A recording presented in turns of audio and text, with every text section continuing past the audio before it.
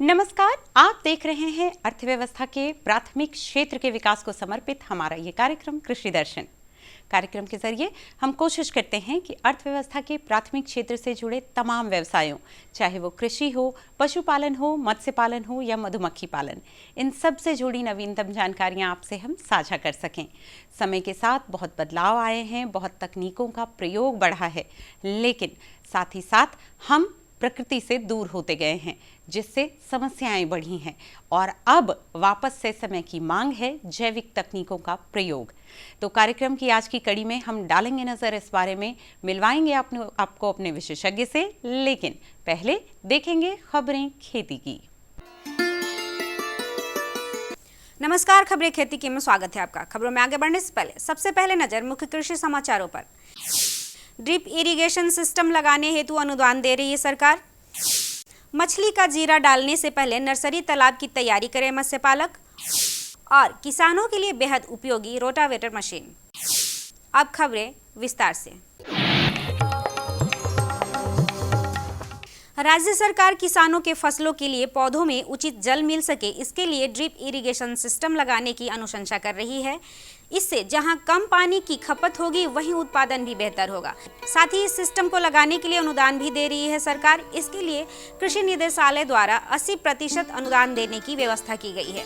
इस बारे में कृषि विभाग के उद्यान निदेशालय के संयुक्त सचिव श्री पवन कुमार जी ने कहा कि फसलों के उत्पादन के साथ साथ मुनाफा भी अधिक होगा, जिससे किसानों का विकास सुनिश्चित किया जा सकेगा। ड्रिप सिंचाई प्रणाली के माध्यम से भी किसान भाइयों को प्रोत्साहित किया जा रहा है और किसान भाई चाहे तो ड्रिप सिंचाई प्रणाली को अपना करके न सिर्फ पानी की बचत करेंगे, बल्कि अपनी गुणवत्ता युक्त उत्पादन को भी बढ़ावा दे सकते हैं। और इसके लिए जो है राज्य सरकार के द्वारा 80% तक का अनुदान का प्रावधान किया गया है और इससे हमारे अनेक किसान लाभान्वित हुए हैं। और इस वित्तीय वर्ष में करीब 55,000 एकड़ का लक्ष्य निर्धारित किया गया है और हम आशा ही नहीं अपितु पूर्ण विश्वास के साथ उम्मीद करेंगे कि हमारे किसान भाई ज्यादा मुनाफा कमा सकते हैं। मत्स्य पालक भाई बहनों, यदि आप मछलियों का उत्पादन अच्छे से लेना चाहते हैं तो अपने तालाबों का नर्सरी मैनेजमेंट करना बहुत ज़रूरी है, क्योंकि इससे जब भी आपको जितनी आवश्यकता होगी, आपके तालाब में जीरा की उपलब्धता सुनिश्चित हो पाएगी। इन दिनों आप आसानी से हैचरी से मछली लेकर नर्सरी तालाब में डाल सकते हैं। तैयारी की शुरुआत में तालाब को कुछ समय के लिए सूखा छोड़ दें और उसके बाद गोबर का प्रयोग अवश्य करें। विशेष जानकारी दे रहे हैं ICAR पटना के मत्स्य वैज्ञानिक डॉक्टर तारकेश्वर कुमार। नर्सरी तालाब का मैनेजमेंट के लिए 2-3 चीज़ बहुत आवश्यक है। सबसे पहला, आप जो है नर्सरी तालाब को अच्छी तरह से क्लीन कर लें। उनको अगर सुखाने लायक है तो उनको सुखा के उसको पूरा कर लीजिए, मतलब ड्राई कर दीजिए। और उसके बाद उसमें मैन्यूरिंग कीजिए, जैसे कि गोबर डालना है आपको 500 kg पर हेक्टर के हिसाब से। सरसों की खल्ली डालना है, या नहीं तो उसके बाद आपको यूरिया डालना है लगभग 20-30 kg। किसान भाई बहनों, सब्जियों का उत्पादन हमारे सूबे में बड़े पैमाने पर होता है, क्योंकि बाजार में इसकी मांग वर्ष भर बनी रहती है। ऐसे में कुछ विशेष तकनीकों का उपयोग कर आप पूरे साल सब्जियों का उत्पादन कर सकते हैं और ज़्यादा से ज़्यादा लाभ ले सकते हैं। विशेष जानकारी ICAR पटना के वैज्ञानिक डॉक्टर शुभा से। मल्चिंग सबसे कॉमन है, सबसे ज़्यादा लोग इसे यूज़ करते हैं। मल्चिंग से क्या होता है, वेट भी सप्रेस हो जाता है। और मल्चिंग के साथ आप अगर फर्टिगेशन यानी फर्टिलाइजर और वाटर एक साथ देते हैं तो उससे भी आपका जो है बहुत सारा फ़ायदा होता है। इससे टाइम कम लगता है। ये सब में आप बचा करके दूसरे कामों में भी और फसल को दूसरी तरफ भी आप ज़्यादा ध्यान दे सकते हैं। किसान भाई बहनों, केले का उत्पादन और उपयोग हमारे क्षेत्र में बड़े पैमाने पर होता है। ऐसे में यदि आप केले की खेती करना चाह रहे हैं तो G9 इसका उन्नत प्रभेद है। इसमें पनामा बेल्ट नहीं लगता है और इसकी फसल की गुणवत्ता भी अच्छी होती है। इसके अलावा मालभोग और चिनिया भी लगा सकते हैं। इसकी मांग बाजार में काफ़ी ज़्यादा है। प्रभेदों का चुनाव करते समय अपने क्षेत्र की जलवायु और मिट्टी की गुणवत्ता का ध्यान अवश्य रखें। केला एक प्रमुख फसल है जिसका उत्पादन बिहार में बड़े पैमाने पर होता है। केले को हम 2 प्रजातियों में बांट सकते हैं। पहला वो जिसे फल के रूप में खाया जाता है, जबकि दूसरा वो जो शाक भाजी के रूप में खाया जाता है। इसके उन्नत प्रभेदों का प्रयोग कर किसान भाई बेहतर लाभ अर्जन कर सकते हैं।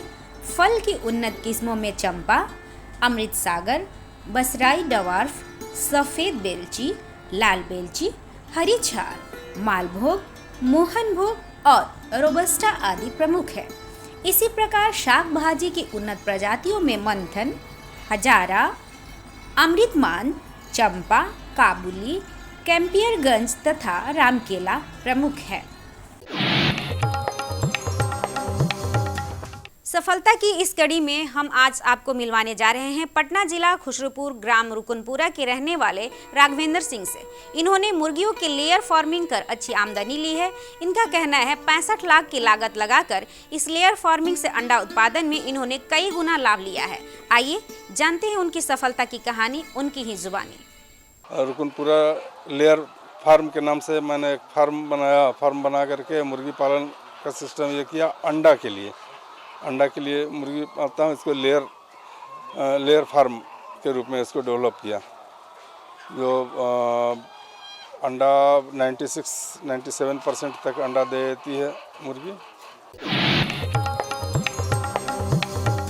किसान भाई बहनों, रोटावेटर ट्रैक्टर के साथ कार्य करने वाली एक मशीन है जिसका उपयोग मुख्य रूप से खेतों में बीज की बुआई के समय किया जाता है। रोटावेटर मक्का, गेहूं, गन्ना आदि के अवशेष को हटाने अथवा मिट्टी में अवशेषों का मिश्रण करने के लिए उपयुक्त माना जाता है।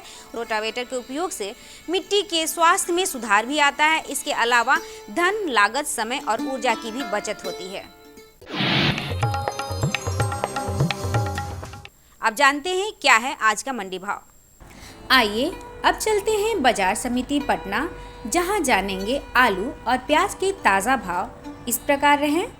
लाल आलू 2200 रुपये प्रति क्विंटल, सफ़ेद आलू 2000 रुपये प्रति क्विंटल, वहीं लोकल प्याज 3000 रुपये प्रति क्विंटल।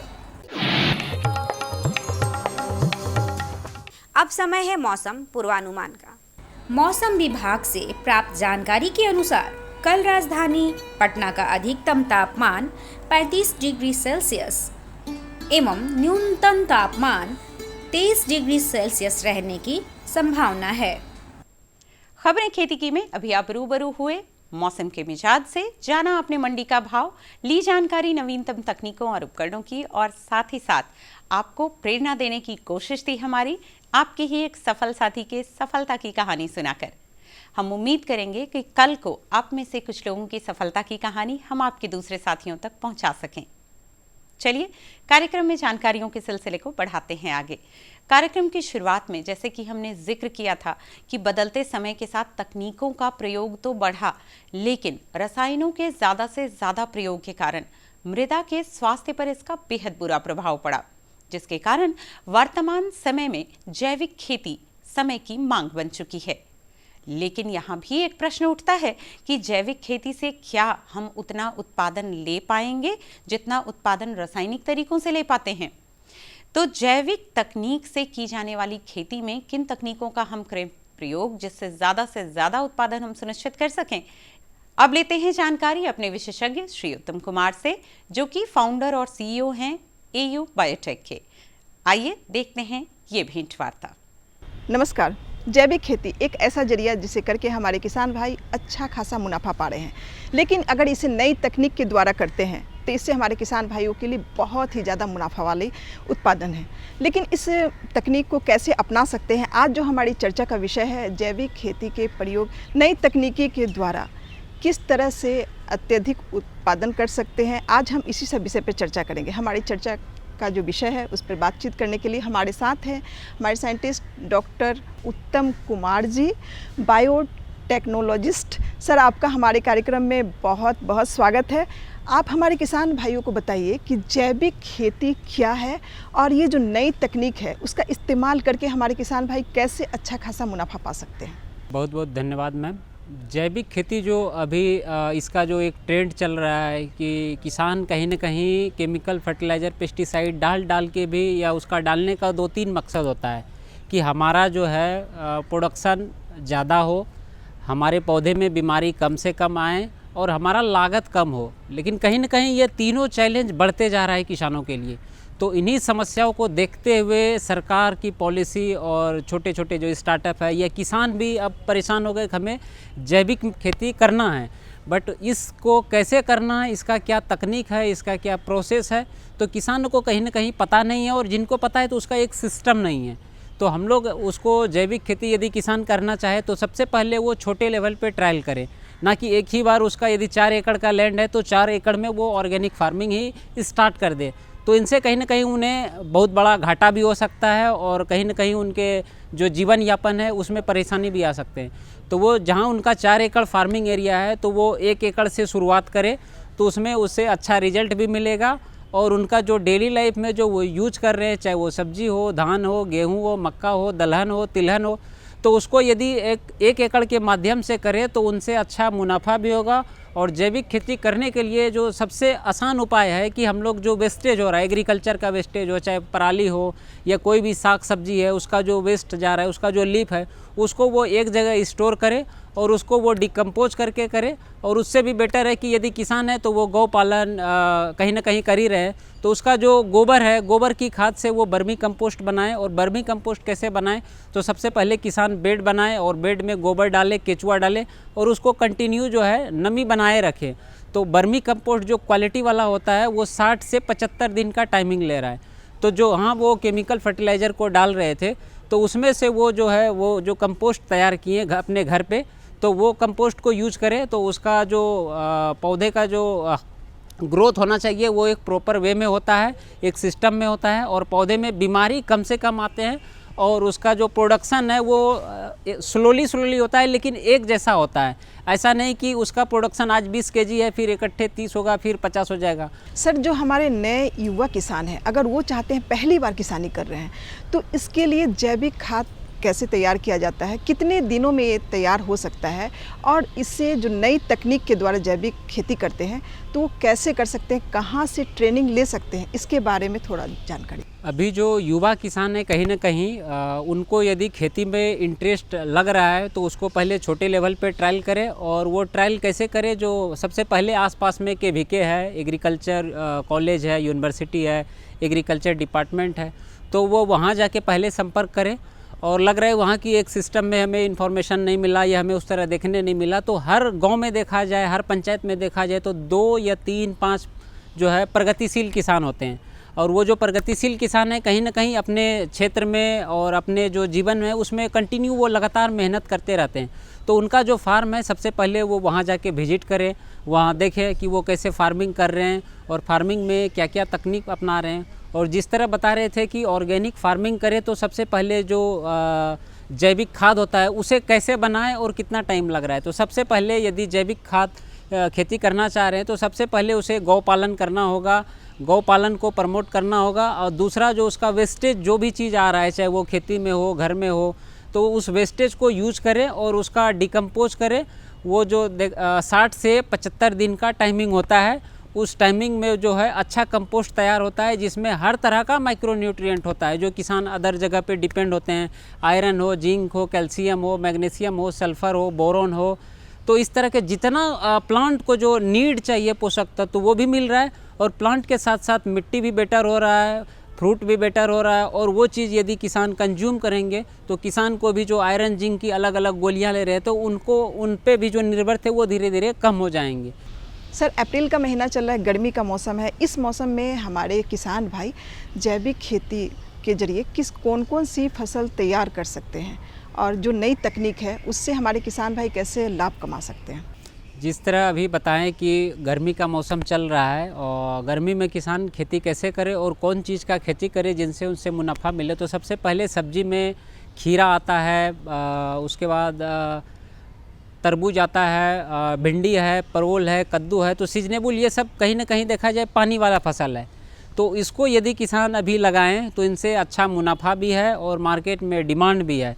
और इसमें ज़्यादा से ज़्यादा पोषण भी है। तो इन चीज़ों पे किसान सीजनेबल लगाएं तो अच्छा इनकम भी होगा, मार्केट में डिमांड भी बढ़ रहा है धीरे धीरे, और किसान उसको कैसे अच्छा प्रोडक्शन करे, क्वालिटी वाला कैसे करे, उसका प्रोडक्शन करके लोकल मार्केट से जो एक शहर की ओर जो मार्केट है वहाँ पे धीरे धीरे किसान ये अपना यदि प्रोड्यूस लेके जाएं तो उसका डिमांड किसानों को अच्छा मिलेगा और कंटिन्यू उनका जो प्रोडक्शन है वो खपत होते जाएगा। सर, आपने जो नई तकनीक का इस्तेमाल करके जो जैविक खेती के बारे में आपने बताया हमारे किसान भाइयों को कि इससे अच्छा खासा मुनाफा पा सकते हैं, तो आप हमारे जो किसान भाई हैं इनको क्या मैसेज देना चाहेंगे कि ये तकनीक इस्तेमाल करके कैसे वो लाभ कमा सकते हैं? जैसे बात करें किसान कैसे लाभ कमा सकते हैं, तो सबसे पहले सब्जी का खेती करें और उसके लिए जैविक खेती का जो बात चल रहा है तो उनसे क्या होगा, इनपुट कॉस्ट भी कम होगा। वो घर पे अपना खाद बनाएं और उसी खाद को यूज करें अपने खेत में, अपने बेड में, और उसको एक सिस्टम में मल्चिंग के थ्रू काम करें। जो इरिगेशन है वो उनका जो पानी का जो ज़्यादा कंजम्पशन हो रहा है, पानी भी बचेगा, इन्वायरमेंट भी बेटर रहेगा, और वो सब्जी का खेती करेगा तो कहीं ना कहीं क्लाइमेट में भी अच्छा बदलाव होगा। तो उसके साथ साथ किसान जो 2-3 आइटम पे तो फोकस हम लोग इसीलिए कर रहे हैं कि किसान का कोई प्लानिंग नहीं होता है कि हमें क्या लगाना है, और जब एक किसान एक फसल लगाते हो तो सबका वही प्लान होता है कि हमें एक ही फसल लगाना है, और लास्ट में सब लोग यदि मिर्ची लगा रहे हैं तो मिर्ची ही लगा रहे हैं, कद्दू लगाना हो तो कद्दू ही लगा रहे हैं, खीरा लगाना हो तो खीरा ही लगा रहे हैं। तो किसान कम से कम ये प्लान करे पहले से कि हमें 2-3 आइटम लगाना है, उसका सिलेक्शन वो पहले से करे, कौन सा बीज लगाना है, किस वैरायटी का लगाना है और उसको कैसे लगाना है। उसके लिए सबसे पहले उसको अच्छा जो मिट्टी है, मिट्टी की तैयारी करनी चाहिए, क्योंकि पौधा जब हम लोग जब उसका जो बीज है जब हम उसको मिट्टी में डालते हैं तो वहीं से उसको पोषण चाहिए। जब वो पोषण अच्छा नहीं मिलेगा तो वो जो उसका प्रोडक्शन है या वो जो पौधे में जो बीमारी का चांस है वो बढ़ते जाएगा। तो उसका अच्छे से पहले मिट्टी का तैयारी करें, उसमें वर्मी कंपोस्ट डाले, केचुआ खाद डाले, जैविक खाद डाले, उसके बाद उसमें वो सीड डाले। उसके बाद जो उसका ग्रोथ होगा बढ़िया होगा, उसमें कम से कम बीमारी लगेंगे, कम से कम कीड़े मकोड़े लगेंगे, और उत्पादन का जो चांस है वो ज़्यादा से ज़्यादा होगा, फल फूल ज़्यादा लगेगा, और जो पौधे का जो लाइफ है वो हरा भरा लॉन्ग टाइम तक बना रहेगा। तो कहीं ना कहीं वो सस्टेनेबल है, और सस्टेनेबल के साथ साथ देखा जाए किसान जब 10% से 20% खेती करने लगेंगे तो धीरे धीरे वो स्केलेबल हो जाएंगे उसके लिए, कि हम जो 5 कट्ठे में जो लगा रहे थे अब हम लोग 1 एकड़ के लिए भी कॉस्टिंग देखा जाए तो ज़्यादा वैरी नहीं करेगा। तो इस हिसाब से छोटे लेवल से प्रयोग करें, सीजनेबल सब्जी को लगाएं, और लगातार उसमें जिस तरह वो मेहनत कर रहे हैं जब वो काम करेंगे तो उनसे और वहाँ से एनर्जी आएगा और उसका प्रोडक्शन अच्छा से अच्छा होगा, बेटर से बेटर होगा। मार्केट जाएंगे तो जो इंड यूजर है, जो बायर है, उनको जब खरीदेंगे, उनका जब टेस्ट करेंगे तो उन्हें लगेगा कि नहीं, रियल में ये जो हम लोग खा रहे हैं इसका क्वालिटी बढ़िया है, इसका टेस्ट बढ़िया है, और इसका जो सेल्फ लाइफ है वो भी धीरे धीरे बढ़ेगा।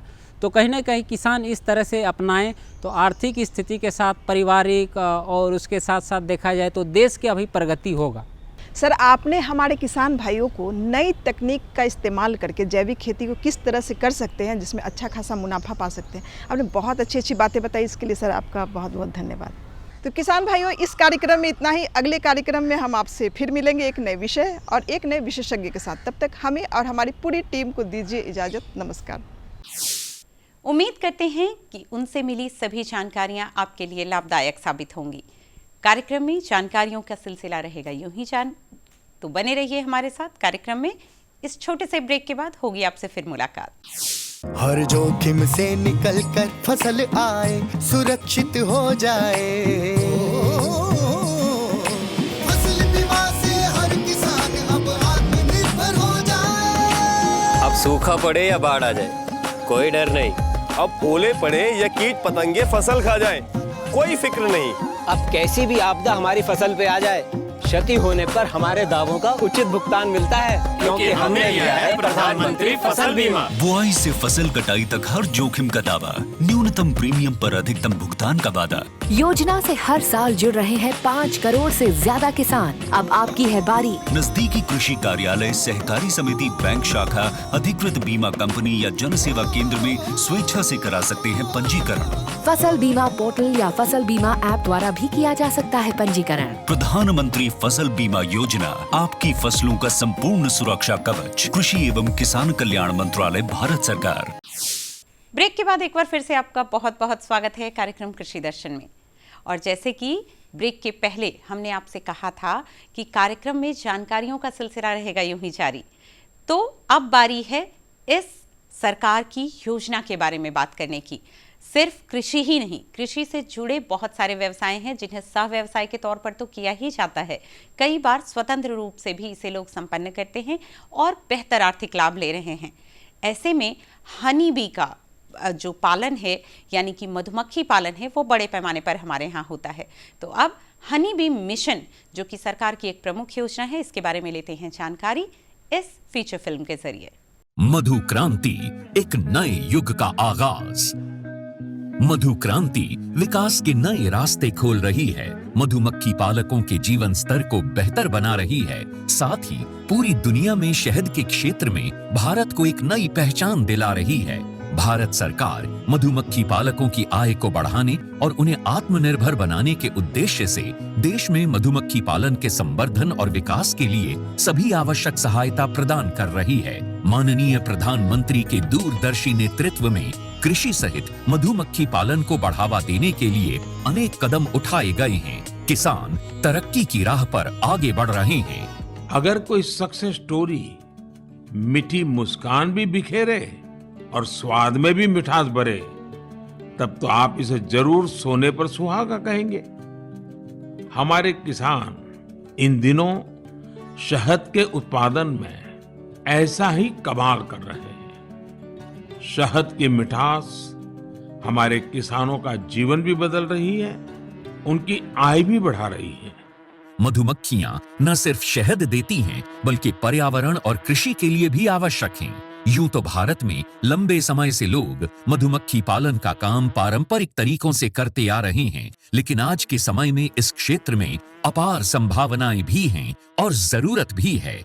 मधुमक्खियों की इसी जरूरत और योगदान का जश्न मनाने और इसे और बारीकी से समझने के लिए ही मनाया जाता है विश्व मधुमक्खी दिवस। इसी आवश्यकता को समझते हुए 2020 में राष्ट्रीय मधुमक्खी पालन और शहद मिशन की शुरुआत हुई। उद्देश्य स्पष्ट था, मधुमक्खी पालन के कार्य को वैज्ञानिक और तकनीकी रूप से विकसित करना और ज्यादा से ज्यादा लोगों को इसके लिए प्रोत्साहित करके मधु क्रांति के सपने को साकार करना। मधुमक्खी पालन से मिलने वाले उत्पाद जैसे शहद, बी वैक्स, रॉयल जेली और पॉलन आदि कई क्षेत्रों में प्रयोग किए जाते हैं। माननीय प्रधानमंत्री जी के प्रोत्साहन से और कृषि मंत्री जी के मार्गदर्शन से आज राष्ट्रीय मधुमक्खी पालन और शहद मिशन सफलता का पर्याय बन चुका है। न केवल ये देश के किसानों के लिए आय बढ़ाने का एक साधन बना है, बल्कि तमाम लोगों के जीवन को बेहतर बनाने के साथ साथ देश के आर्थिक विकास में भी योगदान दे रहा है। 2013-14 में उत्पादन 76,000 मीट्रिक टन से बढ़कर 2022-23 में 1,40,000 मीट्रिक टन से अधिक हो गया है। 2013-14 में शहद का निर्यात 28,000 मीट्रिक टन से बढ़कर 2022-23 में 79,928 मीट्रिक टन से अधिक हो गया है। 3 विश्व स्तरीय अत्याधुनिक टेस्टिंग लैब और 31 मिनी शहद टेस्टिंग लैब स्थापित हुई। राष्ट्रीय मधुमक्खी पालन और शहद मिशन की कामयाबी सिर्फ आंकड़े ही बयान नहीं कर रहे, कहानियां खुद इसकी सफलता की बानगी पेश कर रही हैं। मैंने 1990 में मधुमक्खी पालन शुरू किया, 2 बॉक्स से शुरू किया और आज हमारे पास लगभग 4,200 बी बॉक्सेस हैं। लगभग 17 तरह के हनी हम लोग प्रोड्यूस करते हैं, जो डिफरेंट एरियाज़ में बी को माइग्रेट करके प्राप्त होते हैं। इसके अलावा जितने बी बॉक्सेस मैन्युफैक्चरिंग यूनिट है हमारे पास, वैक्सीट मैन्युफैक्चरिंग यूनिट है, 20 मीट्रिक टन पर डे का हनी प्रोसेसिंग प्लांट है। आज हमारा जो उत्पादन है वो 1 लाख केजी लगभग एनुअली हम लोग प्रोड्यूस करते हैं। यमुनानगर के सुभाष काम्बोज मधुमक्खी पालन के अपने काम के चलते आज देश भर में जाने जा रहे हैं। सुभाष जी ने वैज्ञानिक तरीके से मधुमक्खी पालन का प्रशिक्षण लिया। इसके बाद उन्होंने केवल 6 बॉक्स के साथ अपना काम शुरू किया था। मैंने सिर्फ अपने पोलिनेशन के लिए और शहद खाने के पर्पज से ये बॉक्स रखे थे। जब मैंने देखा कि मधुमक्खियां भी बढ़ रही हैं और हमें शहद भी मिल रहा है, तो मैंने फिर प्रोफेशनल तौर पे इसी काम को ही करने की सोची और आज की तारीख में मैं लगभग 1500 बॉक्स पे मधुमक्खी पालन कर रहा हूँ। ज्यादा से ज्यादा लोग इस मिशन का हिस्सा बन रहे हैं। इतना ही नहीं, ये मिशन नारी शक्ति को और अधिक सशक्त बनाने में भी बड़ा योगदान दे रहा है। अभी तक महिलाओं के 164 स्वयं सहायता समूहों को इससे जोड़ा जा चुका है। इसी तरह मधु क्रांति पोर्टल पर अभी तक लगभग 14,000 से अधिक पालक और 22 लाख से अधिक कॉलोनीज रजिस्टर हो चुकी हैं। आज भारत प्राकृतिक शहद का 6वां सबसे बड़ा निर्यातक देश है। भारत मधुमक्खी पालन और शहद उत्पादन के क्षेत्र में सारी दुनिया के लिए एक मिसाल के तौर पर उभर कर सामने आ रहा है। मधु क्रांति आए और रोजगार के अवसर बढ़ाए। हम उम्मीद करेंगे कि आप इन जानकारियों का पूरा लाभ लें और सफलता की एक नई कहानी लिखें जो कि दूसरों को भी प्रेरणा दे सके। तो कार्यक्रम में बने रहिए। इसी समय इसी चैनल पर होगी आपसे फिर मुलाकात कुछ नई जानकारियों, नए विषयों और विशेषज्ञों के साथ। तब तक के लिए रखिए अपना और अपनों का ख्याल और दीजिए इजाजत। नमस्कार। हमारा पता है कृषि दर्शन, कमरा नंबर 203, द्वारा केंद्र निदेशक, दूरदर्शन केंद्र पटना, फ्रेजर रोड, पटना।